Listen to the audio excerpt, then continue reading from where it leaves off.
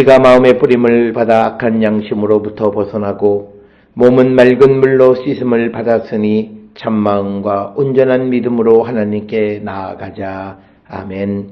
전능하사 천지를 만드신 하나님 아버지를 내가 믿사오며 그 외아들 우리 주 예수 그리스도를 믿사오니 이는 성령으로 잉태하사 동정녀 마리아에게 나시고 본디오 빌라도에게 고난을 받으사 십자가에 못 박혀 죽으시고 장사한 지 사흘 만에 죽은 자 가운데서 다시 살아나시며 하늘에 오르사 전능하신 하나님 우편에 앉아 계시다가 저리로서 산자와 죽은 자를 심판하러 오시리라.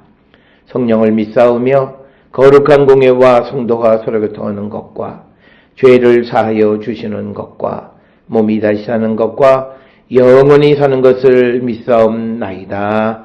아멘.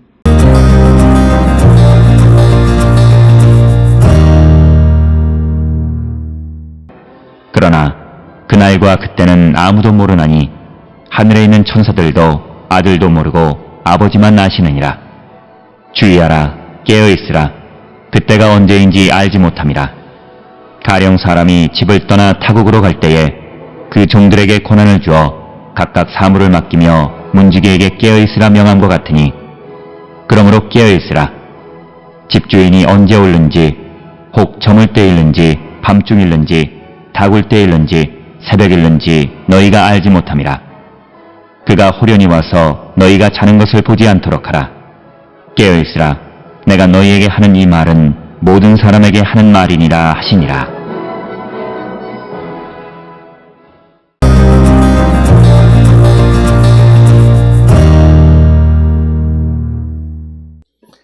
오늘 우리가 함께 읽은 마가복음 13장 32절로부터 37절에 있는 말씀은 앞에서 우리가 보았던 28절 이하에서 말씀하시는 것과 같은 맥락, 즉 인자의 오심에 관한 이야기인데 오늘 주시는 본문의 말씀의 핵심은 인자가 오시긴 하지만 그러나 그때가 언제인가라고 하는 것은 아무도 알 수 없다라고 하는 것.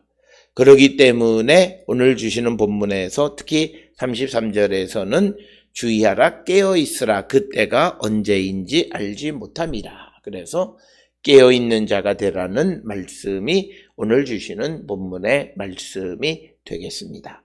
특별히 오늘 주시는 32절에 보게 되면 그 날과 그때는 아무도 모르나니 하늘에 있는 천사들도 아들도 모르고 아버지만 아시느니라.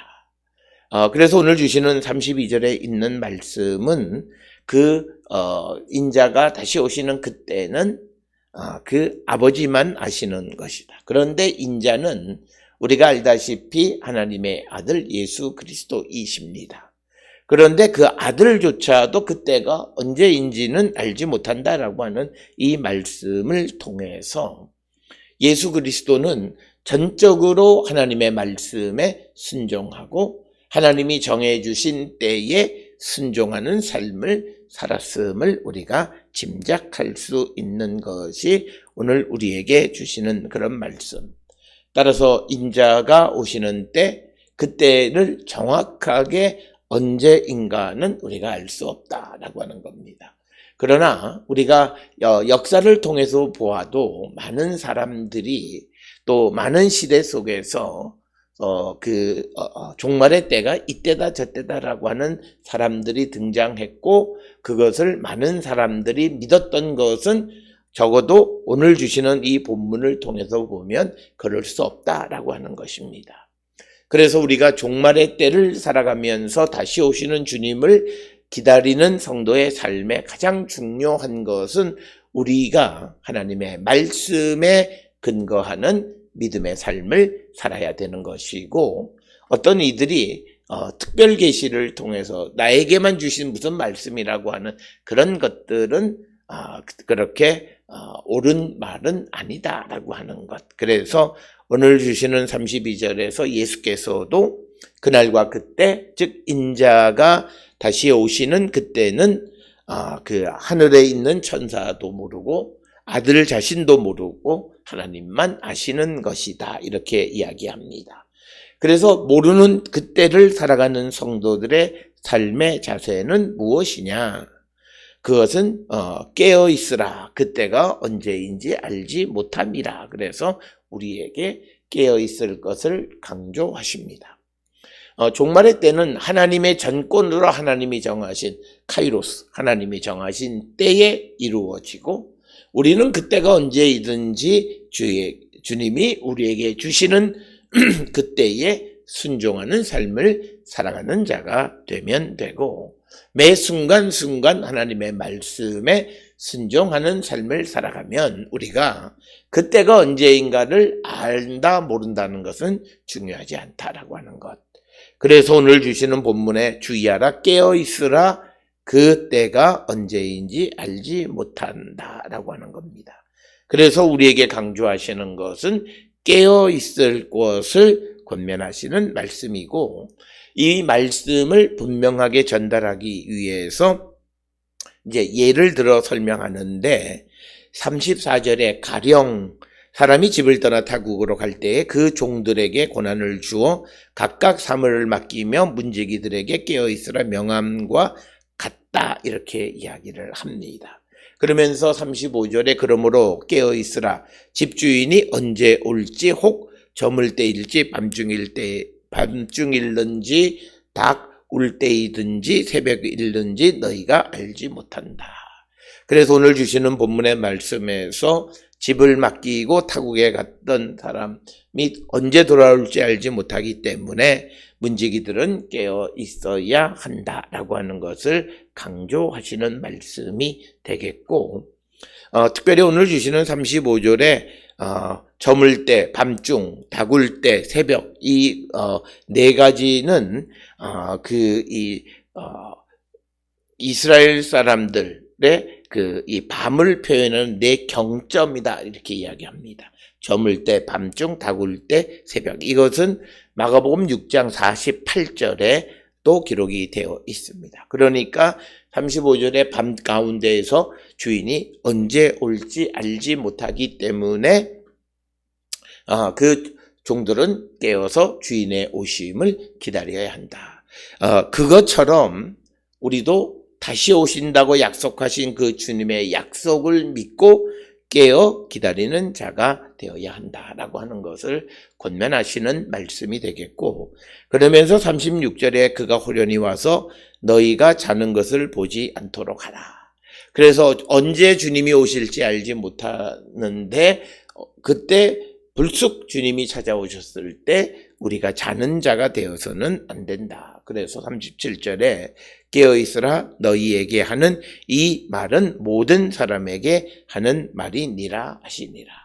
그래서 오늘 주시는 32절로 37절에 있는 말씀에 보면 가장 많이 반복되어지는 단어가 깨어있으라 라고 하는 33절에 깨어있으라, 35절에 깨어있으라, 또 37절에 깨어있으라. 그래서 한 절씩 건너서 32절로부터 33절에, 35절에, 37절에 반복적으로 깨어있으라, 깨어있으라, 깨어있으라 라고 하는 말씀을 통해서 종말의 때 인자의 오심을 기다리는 성도의 삶은 깨어있는 자의 삶이어야 함을 우리에게 강조하는 말씀이고, 우리가 깨어있어야 되는 가장 근본적인 것은 다시 오시는 그때를 결정하시는 것은 하나님이시기 때문이다. 그래서 하나님이 언제 그때를 정하시든지 그 정한 때에 인자가 오고, 언제 때를 정하든지 오시는 인자를 영접하기 위해서 우리가 항상 깨어 있어야 한다라고 하는 겁니다. 따라서 오늘 주시는 마가복음 13장 24절로부터 37절 전체까지에서 세상 끝날에 관한 질문에 대해서 그 때가 오기는 오지만 언제 오는지는 알 수 없다. 그러나 인자가 가까이 왔다라고 하는 것은 인지할 수 있게 하신다라고 하는 겁니다. 그래서 정확한 때를 알지 못하는 자들이 주님의 오심을 기다리는 삶은 깨어있는 자의 삶을 사는 자들이 되어야 함을 강조하시는 것이 오늘 주시는 말씀이 되겠습니다. 주님은 우리에게 다시 오시겠다 약속하시고 승천하셨습니다. 다시 오시는 주님을 기다리는 우리가 주님의 오심을 믿고 깨어 기다리는 삶을 살고 있는지 성찰하고 우리가 늘 깨어있는 성도들이 될 수 있기를 주의 이름으로 축원합니다. 기도하시겠습니다. 사랑과 은혜가 충만하신 아버지 하나님 은혜를 감사합니다. 우리들의 삶이 항상 주님의 뜻 안에 살아가는 거룩한 백성들 되게 하시고 다시 오시는 주님을 기다리는 성도, 깨어 기다리는 성도 되게 인도하여 주시옵소서. 예수님의 이름으로 기도드렸습니다. 아멘.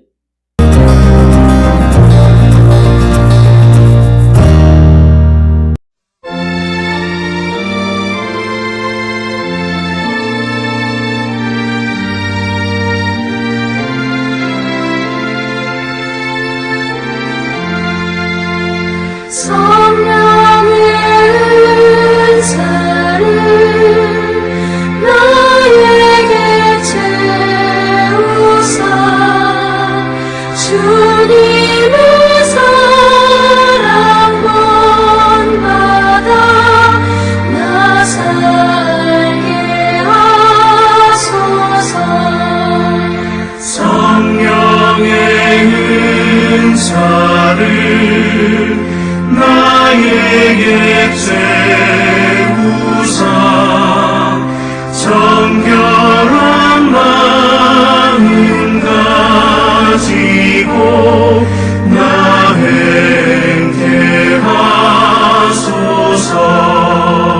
성령의 은사를 나에게 채우사 더러운 세상 탐욕을 가태워 주소서.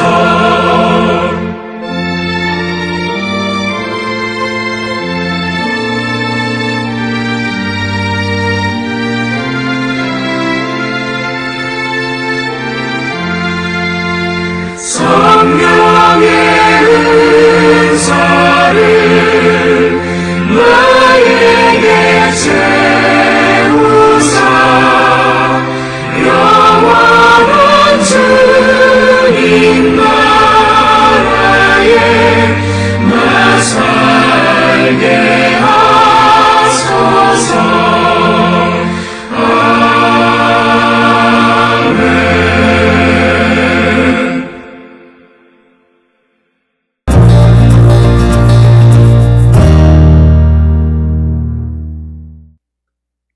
기도하시겠습니다. 이제는 우리 주 예수 그리스도의 은혜와 하나님 아버지의 무한하신 사랑과 성령의 위로 역사 교통하심이 오시는 주님을 기다리는 자로서 늘 깨어 기다리는 자 되기를 결단하며 세상을 향해 나가는 우리 모든 성도들 머리 위에 지금으로부터 영원토록 함께 할지어다. 아멘. 주 너를 지키시고 그 얼굴을 내게 돌리시고